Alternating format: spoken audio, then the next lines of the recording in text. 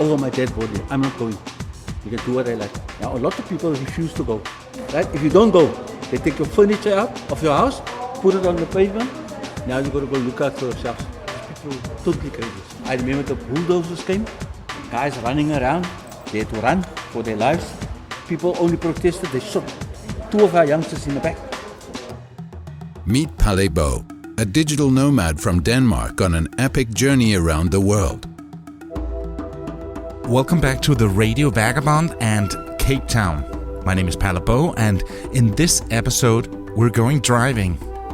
I've learned on my trip that some of the best people to talk about what it's like in a city are Uber drivers.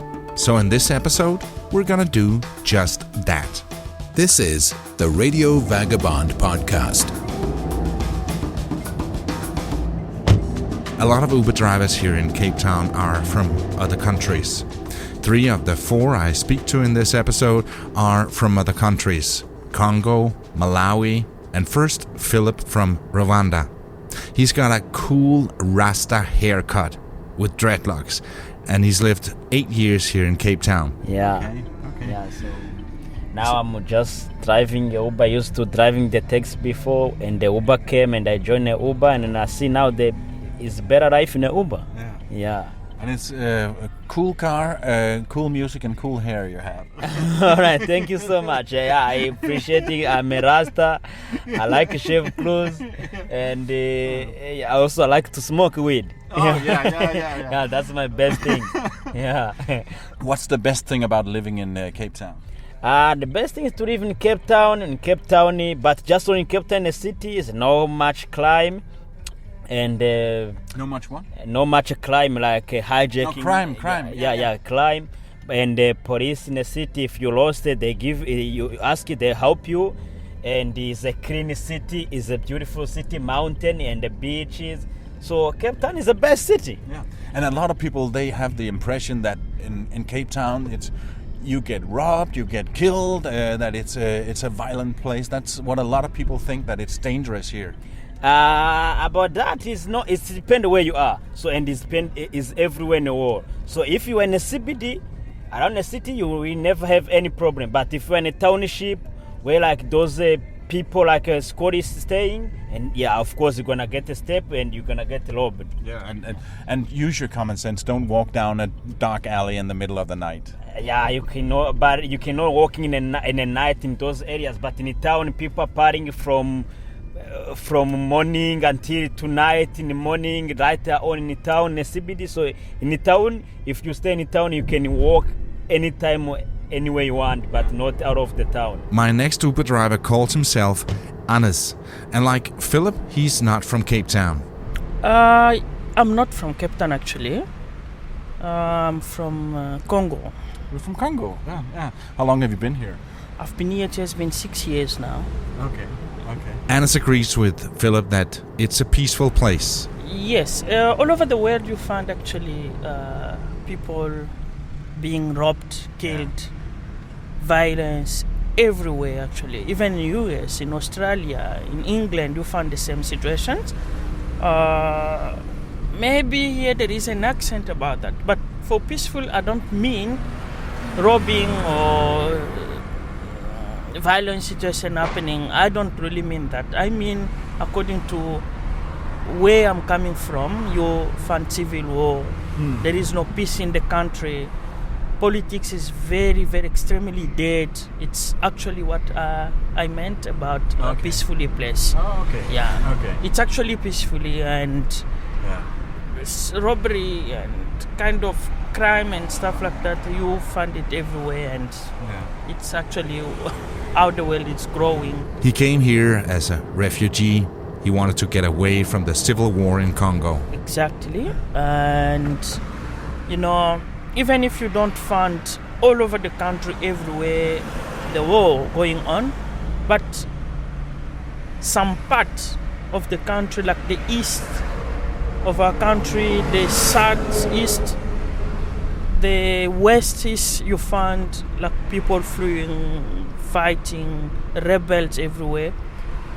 That also makes the country really, really, really bring the country down.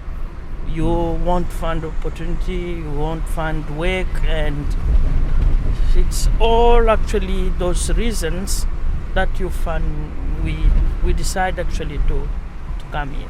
First of all, safety, and secondly, you find actually very bad situation for the economy, and very, very bad, yes. Yeah. So you have a family here? I do have my family. I have my wife with 2 kids. Wow. How old are they?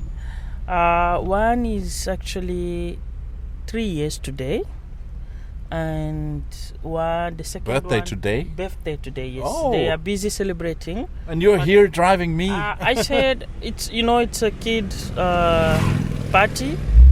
I first leave, and maybe later on I should go and join them, and we running actually to improve our economy, which is not really good, to improve our life. So party we spend, and I need to go to join them after I make some back again. Yeah.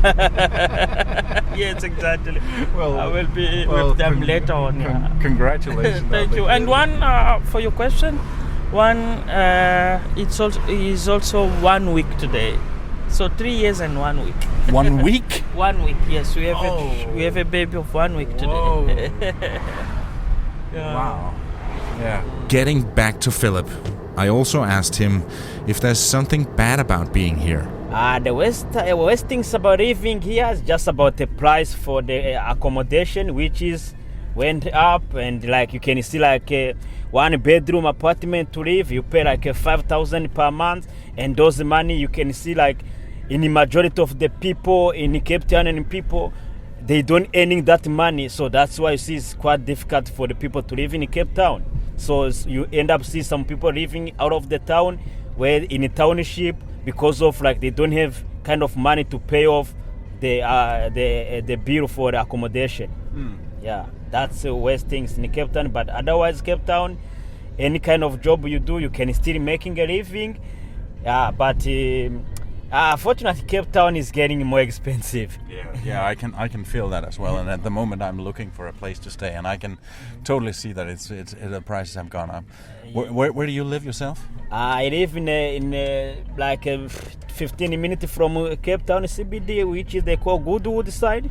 So it's an apartment there. I'm paying 5,000. It's just a small square bachelor, and you can imagine it's a lot of money, and it's not even in the city, Yeah.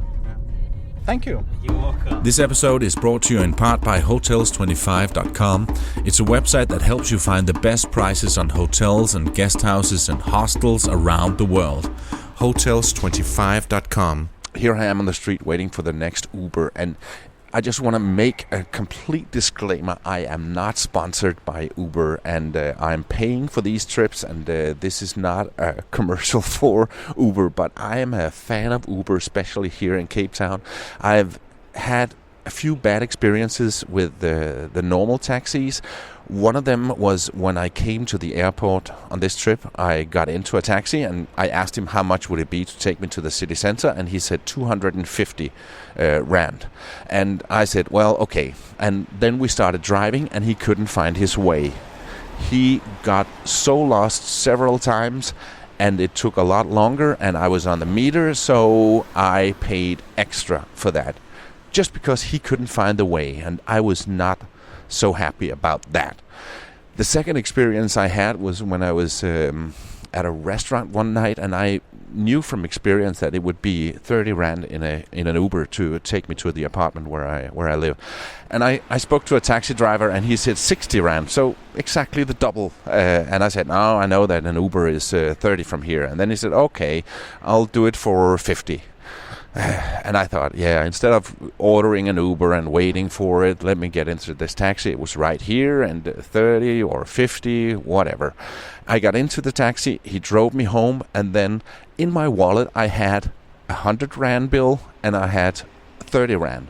So I gave him the 100 rand and expected him to give me 50 back. And he didn't have change for that. So I said, "Oh, take the 30 then. It's not my responsibility that you can't, you don't have change." But he instead he kept my 100 rand bill and then turned the taxi and drove all the way back to where we came from, because there was a gas station right there. And then he went and changed the 100 rand bill and took me home, and I was fuming with anger. I was not pleased with that, and I told him that is exactly one of the reasons I don't drive taxi. I only use Uber here in Cape Town.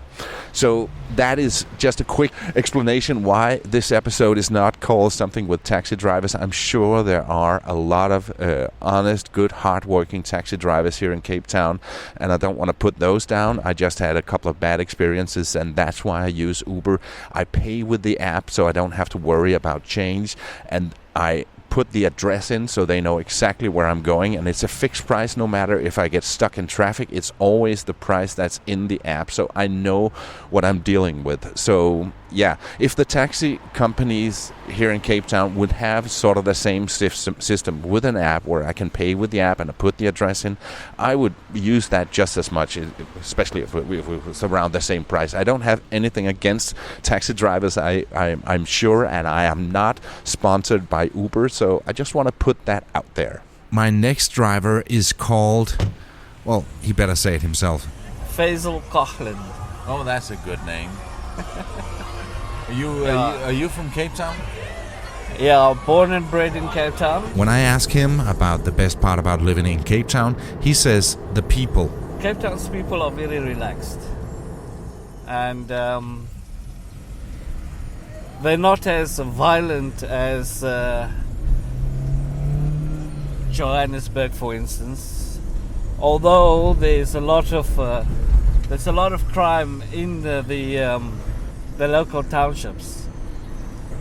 But generally in Cape Town itself, it's people are very, very kind towards each other, because we used to have a place called District 6 where everybody lived together, and because of the government that tried to get segregation in motion by splitting up the people, they had to move out of town. Yeah. And they were placed in various places on the outskirts of Cape Town. And because of that, they developed a lot of poverty and unemployment. So basically, the crime, because of the lack of work, the youngsters resort to crime, and that's why it is what it is at the moment. The thing about District 6 is something we'll talk more about in the second half of this episode when I visit the District 6 Museum. But before that, let's get back in the last Uber in this episode. It's a Volkswagen Polo, but the guy behind the wheel is called Audi. Here I am with Audi in a Polo. Yeah, that's me, yeah? Your name is Audi. Yes, It's right. your real name. Yeah, Audi, that's my real name, yeah? Yeah. Yeah, and your parents like cars? Yeah, absolutely not my parents doesn't like a car, but my grandfather, that, when I was a little one. So he decided, let me give you, the name of Audi. Then. Yeah, and you like it? Absolutely, I It's love it. It's a cool name. Yeah, it is a cool name, then, Yeah. Lots of clients in our Uber drive, in Uber business, they loving it most. Yeah. Are you born and raised in South Africa, or are you from somewhere else? Nah, absolutely. I'm a true Malawian. Then. Malawian? Yeah, Okay. I'm a true Malawian. When did you get here? No, that was 10 years ago. What was the reason you traveled here? No, the reason to travel to South Africa, now what I'm doing, I came here because I had my idea, so that I should travel. So I traveled to Cape Town.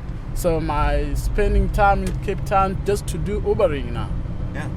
So you came here because there was a better chance of getting work? No, that wasn't the case. Even back home in Malawi, there is also a chance of getting work. But it was a part of, learning. It was a part of learning. So I got in Cape Town, I'm learning in Cape Town, Now I'm doing Ubering, so it wasn't about looking for work, No. So what do you like about being here? What's good about Cape Town? No, here there is lots of advantage that we can do. As a man, you need to hustle. So I'm hustling here in Cape Town.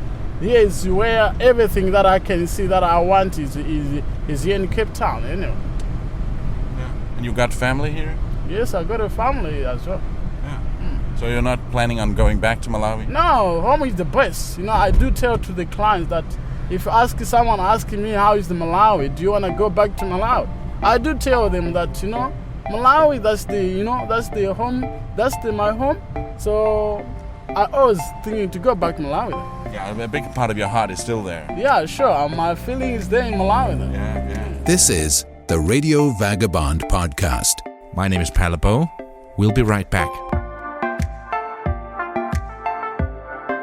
Before we continue, I'd like to mention another podcast that you might like. It's called Far From Home, and it's produced by a very experienced radio producer, Scott Gurian from New York. The first season of Far From Home was 24 episodes from when he did the Mongolian rally with his brother.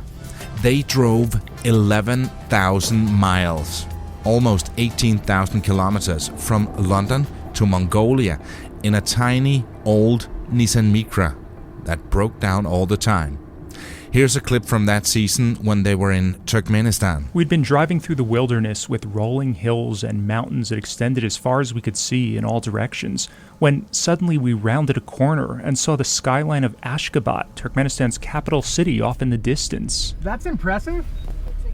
We followed the road down from the mountain, drove through the city's ceremonial gate, and entered its outskirts, and it immediately seemed different from anywhere else we had ever been. I was trying to figure out just what it was about this place, but Drew put his finger on it pretty quickly. Everything is white. It's horrible. That's true. I hadn't thought of that. He was describing the mile after monotonous mile of grandiose government buildings and nearly identical-looking apartment blocks made of white marble imported from Italy. Our guidebook had described Ashgabat as a cross between Las Vegas and Pyongyang, and we thought that seemed about right. It looks like the city is brand new and has never been touched. Yeah, basically. Like we're the first people to drive on these newly opened roads. Pretty much. It looks like the city just opened for business. Seriously, where is everybody? I'm so confused. It was just a few minutes later as we approached an empty intersection that we were flagged to the side. Is he pulling us over? There's a cop in the middle directing traffic. I think he's pulled us over. We weren't speeding, and we couldn't figure out what we had done wrong, aside from driving ridiculous-looking rally cars with foreign plates, but maybe that was enough. The cop approached Rosie and Jane's car, since it was in the lead. He didn't write a ticket or seem like he was scolding us in any way. Instead, he simply held us there for several minutes, sort of engaging in small talk, but he didn't speak any English, and we couldn't understand any Turkmen, so we had no idea what he said. It's almost like he was stalling time while he listened to someone talking to him in some sort of earpiece. And then, this part is still hard to believe, but more cars suddenly started appearing on the roads around us, almost like actors walking on stage late for the performance, and he let us continue on our way. Looking back later on, we all tried to figure it out, but we couldn't quite shake the crazy feeling that we were in some sort of real-life Truman Show, where Jim Carrey's character realized that everything was a facade, a show being put on just for him, and everyone around him seemed to somehow be in on it. Maybe I'm losing my mind, but it feels like the whole world revolves around me somehow. If you like the Radio Vagabond just a little bit, I highly recommend that you listen to Far From Home. I think you're gonna love it. Now, back to Cape Town.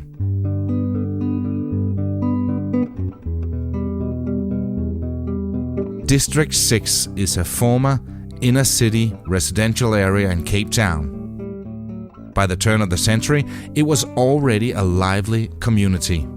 It was home to almost a tenth of the population of the city of Cape Town. After World War II, during the earlier part of the apartheid era, whites, blacks and colored living together in peace and harmony, Many Jews, Hindus, Muslims, Portuguese, Indian, Chinese, you name it, they were all here. According to one of the former residents I spoke to at the District 6 Museum, they were one big happy family. They were all living proof that it can work living in peace side by side. But the apartheid regime didn't like that. At the District 6 Museum, when I was given a tour, I was shown a picture of this part of Cape Town that was taken back then. If you look at this board here, up until the 19th century, Cape Town was very small. Contained until people started settling here from all over the world. Cities started growing bigger, more houses, more shops, whatever, okay? That's your map of Cape Town. And you were actually around here. Now, on the other side, that's your ugly story. Segregated city, okay? What these people actually wanted to do is, all along the beachfront, coastline, near the best beaches, places of work, shopping malls, transport for white people, right? We actually got all the rocky beaches. Can you imagine you swim in a harbour area with all sorts of water, that's your beach.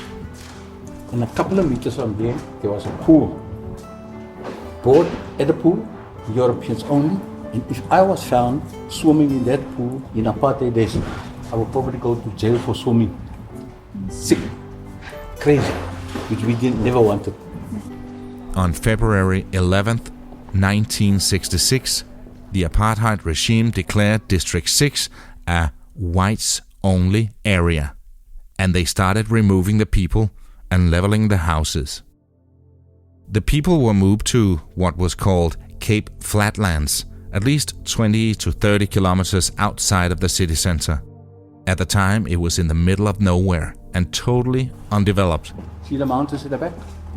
The Cape Flats. Sandy ways of the Cape Flats, plus minus 30 kilometers from here. Can you imagine when people lived there? Most of us worked in and around the city. It took you 20 minutes to walk to work, 20 minutes to walk over. Cape Flats, besides getting up early in the morning, sometime before dawn, 1.5 hours plus traveling in the morning, 1.5 hours at night. Pay more for transport. Not only did they get longer transport time from home to work, it also meant extra cost for them without any increase in their pay. And the houses they lived in were not good. And then the house that they gave you was so horrible. You couldn't even move around that house. You know, in summertime, when the wind blows, the place will be full of sand forever. In winter time, you do not even want to sleep at night. It's so cold, crazy. Those houses were so small, you couldn't even set your mind inside the house, let alone your furniture. The people of color who owned their houses in District 6 got offered well below market value for their property. And if they refused to sell, then the regime would just take the property and give them what they thought it was worth, which was even less. Almost 70,000 of the inhabitants of District 6 were forcibly removed during the next 10 years. They not only moved the people, they tore the community apart and put them individually in different places, so everything that was community-based was also destroyed. The schools, the sports clubs, the churches, everything that was community-based was destroyed. They even split up families. There was a family where the father was colored and the mother was black. They had 3 little kids that also were black. So the mother and the kids were moved to a township called Langa, and the father to a different area. And they were not allowed to see each other. If he wanted to visit his wife and kids, he had to go to the police and get a permit. And if he got that, it would only be a few hours every 3 months. One of the men working at the District 6 Museum I spoke with used to live there. He's around 65 now, so just a boy when his family was removed. He remembers that day in February 66 very well. I used to go fetch the newspaper for my dad when he come from work. That night, I brought him the paper, front page. Mm-hmm. My dad used to read that paper from front to back, from back to front, and then we was, I tell you, when do we get the paper? That night, he never read it. He looked at it, cramped up like I said, bring me the dirt bin. This goes in there, over my dead body. I'm not going. You can do what I like. Now, a lot of people refuse to go. Right? If you don't go, they take your furniture out of your house, put it on the pavement. Now you've got to go look out for yourselves. These people are totally crazy. So I remember it very well. I remember the bulldozers came, saw all the things that happened. Guys running around, taunting the police. They had to run for their lives. I remember when some of the riots took place in those days, but people only protested. They shot 2 of our youngsters in the back. He told me that a friend of his had a father who just couldn't understand and accept what happened. One day, he walked out the door, and a few days later, they found him hanging from a tree. And that was just one of many suicides after the removal. Many people also died of a broken heart. Many people died of broken hearts. I remember my father was about in his early 60s when he had to leave his home. And I remember how my father cried because he didn't want to go, because this was his home. This was from a documentary I found on YouTube, and this is from my visit to the museum. So I remember it very well. I remember the bulldozers came, saw all the things that happened. Guys running around, taunting the police. They had to run for their lives. What happened to that? Did he then go? He said, I refuse to go, but he was forced to go. Was he carried out? They take your furniture out. Yeah? Put your furniture outside. Now they tell you, now you can go and look out for yourselves. Because what they did, you get a notice letter, right? Mm-hmm. Bonteheuwel or Menenberg or Hanover Park, there's your key. Mm-hmm. And like I said, some people, if you don't go, they take your furniture out now. They don't care where you go, but you must get out of here. That was the norm. Today, most of what was then a vibrant part of Cape Town with art, corner shops, markets, and people of all color are mostly wasteland. Now, as the city has grown, it's quite central in the city, but no one builds on it. To say it's become a bit of a hot potato is probably an understatement. You can't build houses. It's going to cause chaos, right? There were still court cases pending for property. There was protest marches. It's going to cause chaos. And by the time that they woke up, the ANC government took over. Everything was just left. So everybody was allowed to claim. When the restitution is ever going to happen, I don't know. In the District 6 Museum, there's a big map of what the area used to look like on the floor. Also, you can see a lot of photos from then and now, and a lot of street signs that were given to the museum by some of the people who were a part of the demolition squad. District 6 Museum is absolutely a must when you visit Cape Town. In the next episode, we'll also hear some heartbreaking stories. This time it's from a German called Florian, who has set up and runs an orphanage in a township area. There's a weird habit that these people here have. When a girl is raped, when a child is raped at 3, 4, 5 years of age, doesn't matter, what they do is they take the child, the victim, and they immediately send her 1,500 kilometers to the north into the Transkei. They do not remove the perpetrator because he's a family member, and they say, he's a man of our family, we need to protect him, we need to do this, we need to do that. So think about it. A girl at 4 first gets raped by a person that she knows from the family, and immediately after that she is sent away from the mother into a different setting, different surrounding, different whatever. She feels like she's being punished.